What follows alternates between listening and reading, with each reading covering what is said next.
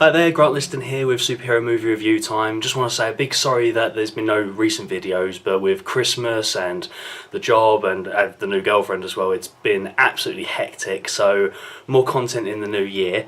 Just thought I'd introduce a new segment to the show though with my before and after review of newer movies due to requests from everybody. So any minute now I'm actually going to leave and go see Justice League. Now, I went into Batman vs Superman with the whole please Ben Affleck don't suck, and I was very like, he ended up being the best thing about the movie for me. The rest of the film, as we all know, was awful. Then I went into Suicide Squad, and I was going into it very much don't suck. The whole movie don't suck, and it was awful. So I'm going to change my tactic here. I'm going to go into Justice League with a this is going to be good. This will be good. I'm going to ignore the critics. I'm going to ignore the Rotten Tomatoes. I'm just going to ignore all of everything I've heard, and I'm going to go into this with a I want this movie to be great.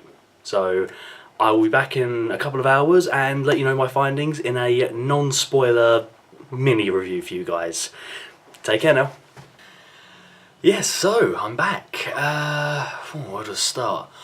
A lot better than Batman vs Superman, and a lot better than Suicide Squad, but still not that great. So if we talk about how the film went, you could tell instantly what was a Zack Snyder film and what then became a Joss Whedon film. And not gonna lie, once it became the Joss Whedon film, it got a lot better. I mean, no disrespect, I know obviously Snyder had to leave the product due to horrific family issues, and I wish that upon nobody, but Joss Whedon is a better filmmaker. End of discussion there. The film picks up its game in comedy, action, and just all around enjoyment, which is what we all want. As for characters, we'll start probably best to worst, although there was no real scene stealers. Like, you know, when you watch like certain films, you think that character. You know, like let's take Aladdin from Disney.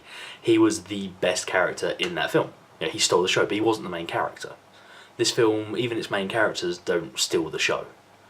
So how about we start with the best, in my opinion, Ezra Miller's Flash.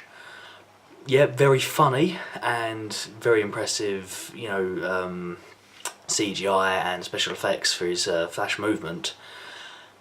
So. Then we've got Jason Momoa's Aquaman, got a few good laughs, and he was definitely auditioning to be the world's sexiest man. I mean, the guy is ripped. I mean, so ripped. Next will probably have to be Wonder Woman. Doesn't do too much, and her fight scenes are great. Once again, bar doesn't really go high. And then tied for last is Batman and Cyborg. For me, Cyborg was just a tad too serious, and I couldn't really get behind his character. He warmed up towards the end. I'm going to put more down to Joss Whedon's scripts and direction, but the first part of the film with Cyborg, you're just like... Ray Fisher's a great actor in this. Like, he's portraying a good Cyborg, but I just couldn't get behind him, you know. And of course, Batman. Oh, this pains me. I am such a huge Batman fan. And when I heard that Ben Affleck would be playing him in Batman vs Superman, I was sitting there going, no, God no, I don't want this to happen. And he ended up being the best thing about Batman vs Superman. So when we got this performance, this was the Batman I didn't want to see. This is Ben Affleck at his highest going, look at me, I'm still relevant. And nobody wants to see that. So I wasn't really happy with the Batman performance in this. Then we get the main villain, and oh my, this villain was so bad. It could have rivaled some of Marvel's bad villains. You know what? I cannot remember the villain's name. Stephanie Wolf, I think it was called, something stupid like that. So we're just going to call her Sharon for now because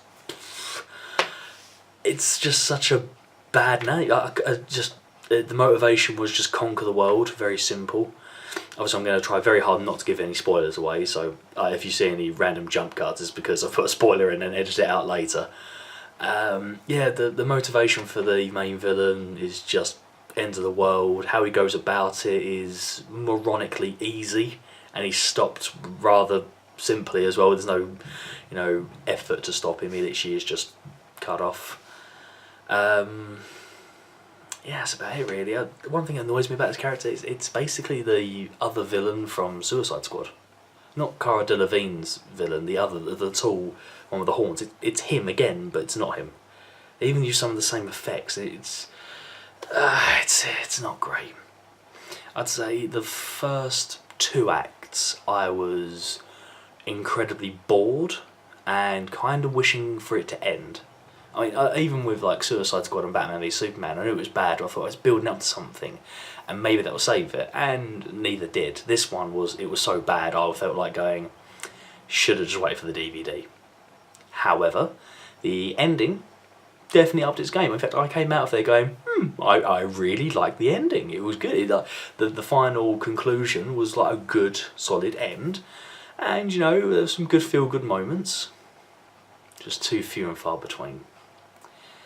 That's pretty much it, without giving any spoilers away, although I'd say scene of the movie goes to when a certain, let's call it a game changer, and for anyone who's watching my review who's seen the movie will know what I mean when I say game changer. When the game changer arrives, they have a great moment with Flash, and it is just comical gold, and hopefully if you've seen it you know what I mean. So I'd probably give it a 4 out of 10. And I'd say it's definitely worth a watch, but you know what, wait till it comes out on DVD, and just wait for it to go a couple months after that, so it goes down to like a fiver maybe. It's not worth the money for cinema, it truly isn't. And and another thing I picked up on very quickly, just a PS side note, I rarely notice how bad CGI and green screen effects are in movies. I don't. That's something I don't really pay much attention to, but it was really bad. For the budget this film had, it was very bad. So I'm just going to leave it at that. I think that's a roughly a good 5 minutes I've done there, so hopefully I've not bored you too much. And well, next time I go to cinema, hopefully we'll be see Thor Ragnarok. I'll try and do another one of these for you. In the meantime, feel free to like, subscribe, leave those dirty comments, and I'll see you next time. Take care now, guys.